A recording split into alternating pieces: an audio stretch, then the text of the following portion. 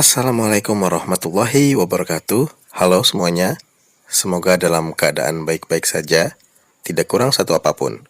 Ya, pada kesempatan kali ini, saya, tuan rumah History Podcast, ingin membahas mengenai sejarah yang diperkosa.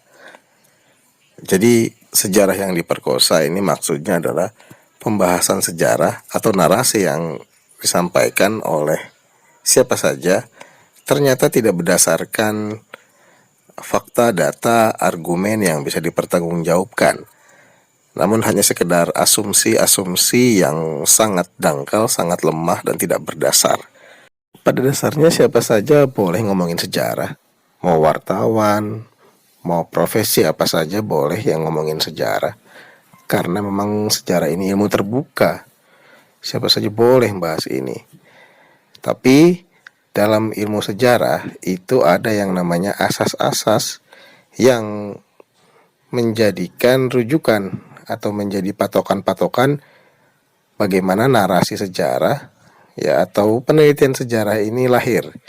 Jadi nggak asal misalkan kita bikin buku dengan metode sendiri, metode cocok logi misalkan, atau metode intuisi misalkan, atau metode apa, kemudian diklaim ini sebagai buku sejarah. Yang nggak gitu, karena bisa berbahaya ya.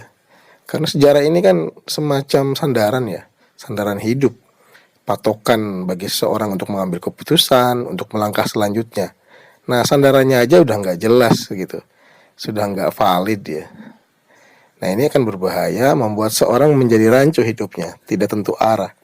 Makanya seorang yang ingin menulis sejarah itu nggak sembarangan.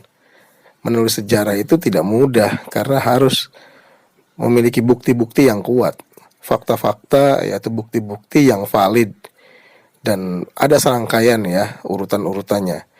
Kalau dalam ilmu sejarah itu urutannya ya ada heuristik, pengumpulan sumber ya, kemudian ada verifikatif ya, ada cross check sumber lah ya seperti itu, validitas ya, kemudian ada interpretasi, kemudian historiografi ya, rekonstruksi. Ya ini kan langkah-langkah yang dibuat, tahapan-tahapan. Meskipun ya setiap orang sebetulnya dalam imajinasinya sudah ada tahapan-tahapan ini, tapi ini dibuat seperti itu supaya jelas ya, sejarah ini adalah ilmu juga. Jadi nggak sembarangan orang bisa nulis sejarah. Jadi ada ilmunya, ada patokannya, supaya sejarah yang dihasilkan nanti, narasi sejarah yang dihasilkan nanti bisa dipertanggungjawabkan, tidak asal kalau bahasa sederhananya seperti itu.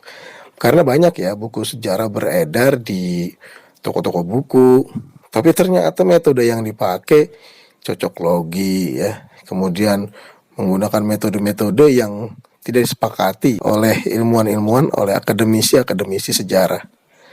Nah ini kan menjadi tanda kutip dibully ya oleh para akademisi karena ya bombastis bahasanya, namun ternyata isinya itu bobotnya itu sangat ringan. Karena ketika di cross check ya ini tidak ada kualitasnya gitu. Walaupun masyarakat awam mengatakan wah ini kontroversi segala macam, tapi kalau dilihat dari tahapannya saja seperti itu, tidak ilmiah, tidak sesuai kaidah ilmu sejarah, ya ini akan dangkal ya, bobotnya rendah lah di mata para akademisi begitu. Dan ini bisa dianggap menyesatkan gitu.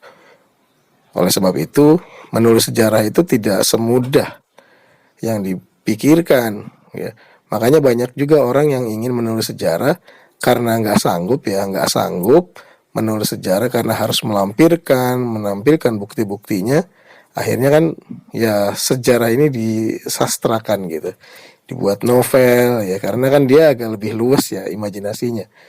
Jadi imajinasinya lebih luas, tidak terpaku pada sumber-sumber, karena memang kekuatan dari buku sejarah itu ada di sumbernya.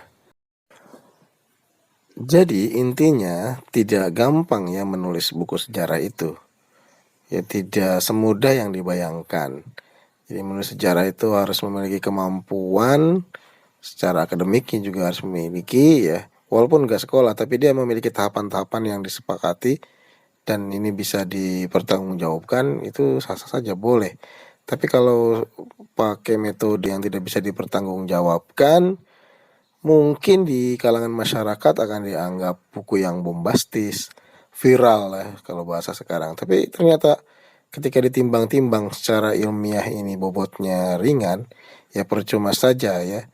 Karena tetap tidak akan menjadi referensi utama kalangan akademisi ya.